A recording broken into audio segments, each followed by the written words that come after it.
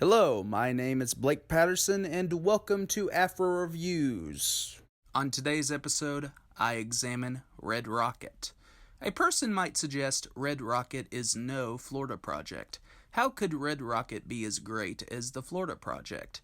The Florida Project is a rare one-of-a-kind achievement with the most profound understanding of impoverished childhood. Now, this negative attitude should not dismiss Baker's latest portrait. Red Rocket is another chilling exploration of the American fabric through a brilliant performance by Simon Rex. In Red Rocket, Baker examines a narcissistic former porn star and how he utilizes his power to manipulate others. The film acts as a boldly moral and political challenge. With the infrequent yet purposeful utilization of bye, Baker structures Red Rocket as an episodic study of the main character's behavior. The first shot of Mikey Saber is in a bus with facial and bodily bruises. Like the Florida Project, Baker lets the audience observe the character's behavior without providing exposition. The viewers only have an impression of Saber's bleak past, but they later learn it is due to his actions. Saber relies on his estranged wife for shelter and other reasons by deceiving her. As the film unfolds, Saber manipulates a teenage girl, a neighbor, drug dealers, and his mother-in-law for his satisfaction. Some may compare Red Rocket's episodic structure to Uncut Gems. While the illusion is apt structurally, Howard Ratner is a better person than Saber because Saber's actions are repugnant and criminal. As despicable as his choices are, Rex's performance as Saber is incredible in how he captures the nuances of this self-serving con artist. At first, Saber is a charming but obnoxious fool who will not accept responsibility.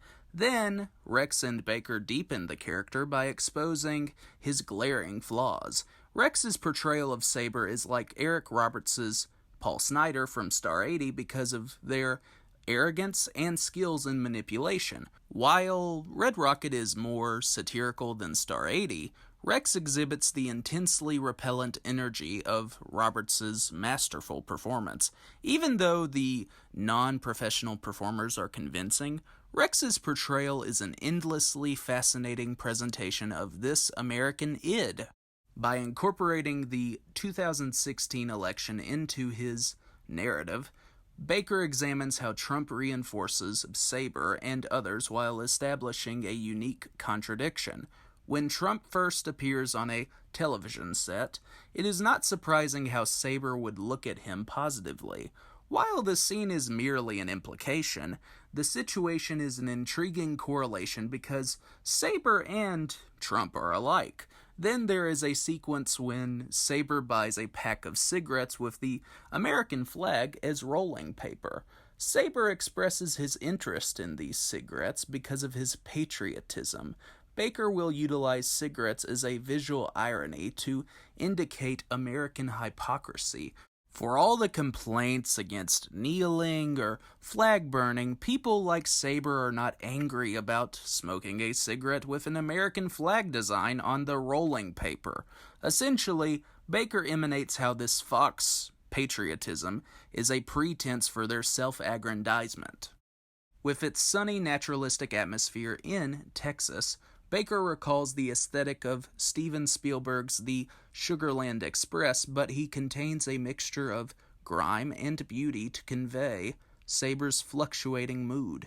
The elegance emits Saber's delusional state, while the grimier moments display the depravity.